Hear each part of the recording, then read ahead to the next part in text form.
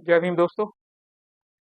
दोस्तों, मैंने अपने पिछले वीडियो में आपको सम्राट अशोक, उनके शासन और उनके द्वारा लिखे गए जो अभिलेख जो अब खुदाई में प्राप्त हुए हैं, उनके बारे में मैंने आपको बताया था। लेकिन अब मैं उससे आगे बढ़ कर के जो सम्राट अशोक के बाद में शुंग वंश का शासन आया, वही शुंग वंश जिसके बारे में बहुत अधिक भ्रम समाज में हम लोगों के दिमाग में भर रखे हैं, वही शुंग वंश जिसको वैदिक संस्कृति का परिपालक बताया गया, वही शुंग वंश जिसको बताया गया कि पुष्यमित्र शुंग ने ही सबसे ज्यादा बौद्धियों पर अत्याचार किया, उनको समाप्त किया। मैं उसके बारे में कुछ आपको चौंका देने वाले सत्य जो खुलासे हैं वो आपको मैं बताऊंगा। तो दोस्तों, ये वीडियो बहुत ही अच्छा होने वाला है, बहुत ही रहस्यों को प्रकट करने वाला है जो सभी लोगों को नहीं मालूम।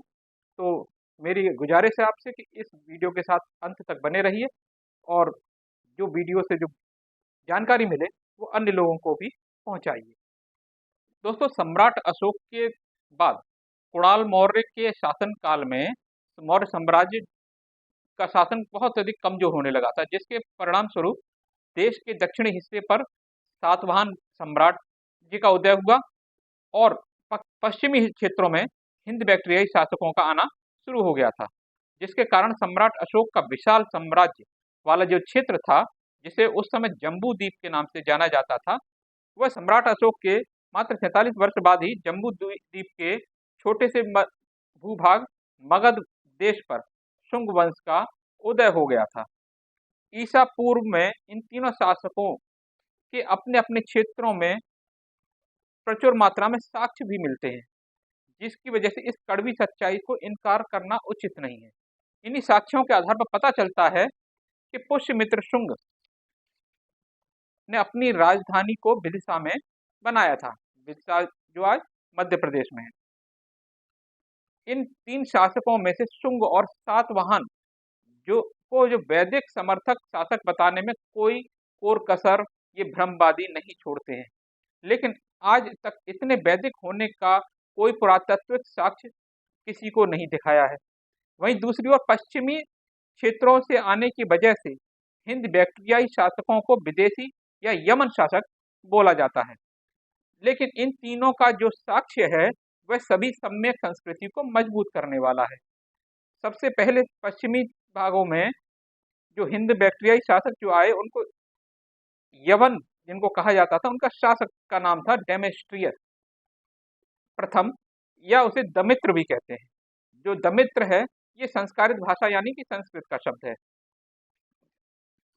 जैसे जैसे मौर्यों की सत्ता कमजोर पड़ रही थी, वैसे वैसे पश्चिम से यूनानी शासक पूर्व और दक्षिण के क्षेत्रों में अपने पैर फैलाते जा रहे थे। सातवाहन द्वारा पूना और मुंबई के बीच में लोनावाला के पास कारला नामक स्थान पर एक गुफा में चैत्य का निर्माण कराया जा रहा था। उस चैत्य में यवन द्वारा काफी सहयोग किया गया था। साथ ही उस सहयोग की प्रामाणिकता हेतु यवन शासक द्वारा प्रदत्त जो खंबे थे, उनमें बहमी लिपि या धम्म लिपि या द्वारा खम्भोदान लिखवाया गया था, जिसे आप लोग चित्र में देख और पढ़ सकते हैं। इतना ही नहीं, बल्कि यवन शासक सम्यक संस्कृति के अनुयायी थे। इसका प्रमाण उत्खनन में प्राप्त यवन शासक द्वारा प्रचलित कई मुद्रा जो सिक्का जिनको कहते हैं में मिला है, जिस पर धम्म चक्र चैत्य हाथी का निशान मिला है। उसका सेनापति मिनांडर था। मिनांडर आगे भगवान बुद्ध का बहुत बड़ा अनुयायी बन करके प्रसिद्ध हुआ और उसको मिलिंद के नाम से हम जानते, जिसके नाम से आज मिलिंद पन्हो नामक एक पुस्तक जो है उसकी रचना हुई और वो त्रिपिटक का हिस्सा भी बन चुकी है। पश्चिमी भाग में देश में जितने भी शासक आए थे, वे सभी लोग समय समय पर सम्यक संस्कृति में विलीन होते चले गए। उनमें कहीं भी कोई वैदिक सभ्यता का अनुयायी नहीं था। शक शासक जो उसके बाद आए, शक शासक रुद्रदमन द्वारा जो जूनागढ़ में एक अभिलेख लिखा गया था, और जूनागढ़ अभिलेख की जो लिखावट संस्कृत की भाषा की लिखावट कहते हुए आम जन को मानस पटल पर यह बिठा दिया गया। यहाँ ये बताना जरूरी है, आज ये कई विद्वानों का मानना है संस्कृत का प्राचीनतम साक्ष्य रुद्रदामन तृतीय के गिरनार अभिलेख से प्राप्त होता है, जिसका विवरण नीचे दिया जा रहा है। ब्रह्मवंशी लेखक ने रुद्रदामन अभिलेख में अपने हिंदी टेक्स्ट में जो लिखा है वह इस प्रकार है।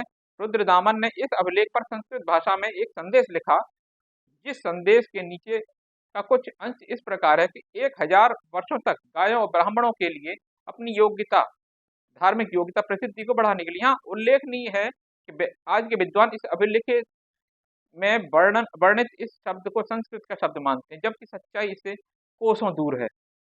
अब यहाँ ध्यान देने की यह जरूरत है कि आज के समय में यह अभिलेख बिल्कुल ही धुंधला हो गया है, जिस वजह से पूरा अभिलेख पढ़ पाना भी कठिन प्रतीत होता है। फिर भी निश्चित लेखन करने वालों ने जिस पंक्ति पर ब्राह्मण और धार्मिक बातों का अनुवाद किया है, उस पंक्ति पर ब्राह्मण और धार्मिक लिखा हुआ नहीं है। आप लोग अभिलेख में निशान लगे भाग में को देखें, उस पर ऊपर की पंक्ति में वमन और उसके नीचे धम्म लिखा हुआ है। आपको कहीं से भी वमन और धम्म संस्कृत के शब्द नहीं लगते होंगे। आज यह बात सभी को मालूम है, वमन और धम्म संस्कृत का शब्द नहीं है, यह शुद्ध रूप से सम्यक संस्कृति का समृद्ध शब्द है। जिस वमन का अर्थ विद्वान और धम्म का अर्थ गुण, स्वभाव और लक्षण होता है। इसका कुछ बात करते हैं सातवाहन वंश की। सम्राट अशोक के बाद ही दक्षिण भारत में एक शासक सातवाहन का उदय होता है, और सातवाहन वंश का संस्थापक था सिमुक, जिसने अपने नाम का सिक्का या मुद्रा भी चलाई थी, जिसे आप लोग देख सकते हैं चित्र में, जिस मुद्रा पर सम्यक संस्कृति का प्रचलित चैत्य बना हुआ है, जिस पर पाली भाषा में रिंजे गौतमी पुतस श्री सातकनिस लिखा हुआ है। वैसे तो आज भ्रमिक लोग सातवाहन वंश को भी भ्रमिक समुदाय का ही अनुयायी बताने से नहीं चूकते हैं, लेकिन प्रमाण ठीक उल्टा मिलता है। आज देश के दक्षिणी हिस्सों में अजंता, एलोरा और अनेक स्थानों पर आप देख सकते हैं, जिसमें सम्यक संस्कृति की अति जो विशिष्ट शैली है, ज्ञान की शैली को दर्शाया गया है। इस निर्माण का सारा श्रेय सातवाहनों को जाता है।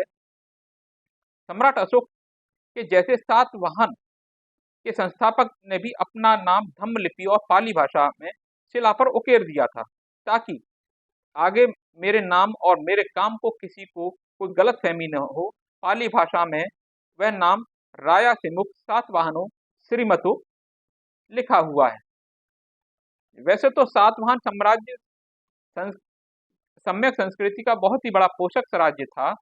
अपने राज्य क्षेत्र के अंदर धम्म लिपि में लिखे हुए बहुत से अभिलेख के साथ चैत्य, मठ, बुद्ध विहार का भी निर्माण करवाया था। सातवाहन वंश का उसी धम्म लिपि से लिखा हुआ एक अभिलेख है, जो नाणे घाट या महाराष्ट्र में मिलता है।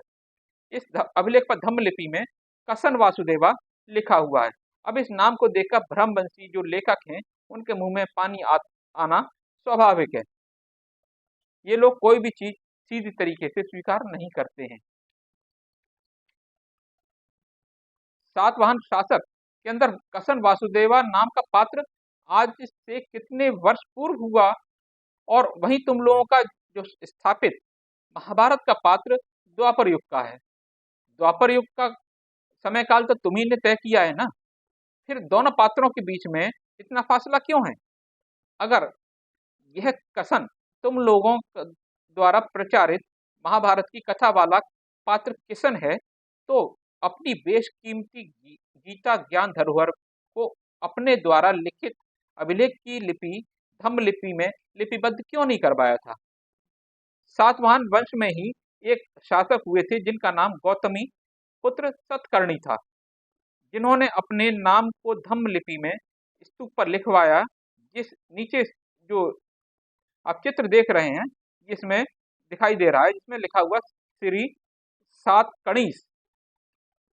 आज का जो श्री शब्द है वो संस्कारित भाषा या संस्कृत का शब्द है। इस श्री का मतलब अर्थ सम्माननीय होता है। तीसरा नाम है पुष्यमित्र शुंग का, जिसका भरूच की खुदाई में काफी साक्ष्य मिला है, जिसमें कोई भी साक्ष्य वैदिक समर्थक होने का प्रतीत नहीं होता है।